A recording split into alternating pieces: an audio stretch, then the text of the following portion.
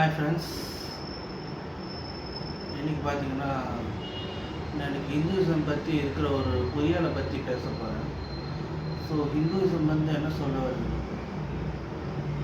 ஒரே ஒரு பரம்பொருள் இருக்குது. அதாவது பரபிரம்மம்னு ஒரு சக்தி இருக்குது, மிகப்பெரிய சக்தி.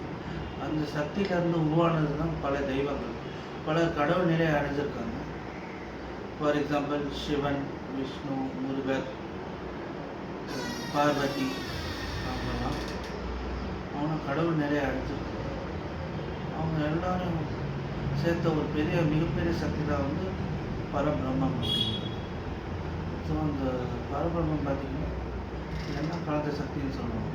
ஸோ வந்து நம்ம பண்ண பாவ புண்ணியங்களின் கணக்காக வந்து என்ன ஆகும்னா, நம்ம அதிக புண்ணியம் பண்ணியிருந்தால் நம்ம வந்து சொர்க்கத்துக்கு, அதிக பாவம் பண்ணியிருந்தால் நம்ம வந்து நரகத்துக்கு போயிடும்.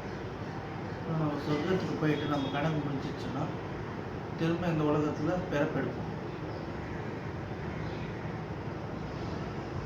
ஸோ ஹிந்துவிசமோட அல்டிமேட் கோல் என்னன்னு பார்த்தீங்கன்னா பிறவாமை தான், அதாவது என்லைட்டன்மெண்ட். ஸோ என்லைட்டன்மெண்ட் என்ன ஆகுனா பரபிரம்மத்தோட ஒன்றா கலக்கிறது. அந்த எல்லாம் வல்ல பரபிரம்மம், எல்லாத்த விட மிகப்பெரிய சக்தியான பரபிரம்மம் இருக்குல்ல, அதோட ஒன்றா கலக்கிறது தான் நம்மளுடைய மிகப்பெரிய கோல் ஆகும்.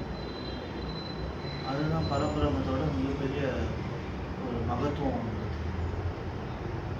நம்ம வந்து நிறைய பேர் சிவனை பரபிரமமாக எடுத்துக்கிறாங்க, விஷ்ணுவை பரபிரமமாக எடுத்துக்கிறாங்க. ஸோ வந்து நம்மளுடைய விருப்பப்படி பரபிரம்மத்தை வந்து நம்ம வழிபடலாம். பரபிரம்மங்கிறது ஒரு மிகப்பெரிய சக்தியாகும். அது வழிபட்டால் நிறைய மகத்துவங்களும் பலன்களும் கிடைக்கும். இதுதான் ஹிந்துவிசம் பற்றி எனக்கு இருக்கிற புரிதல்.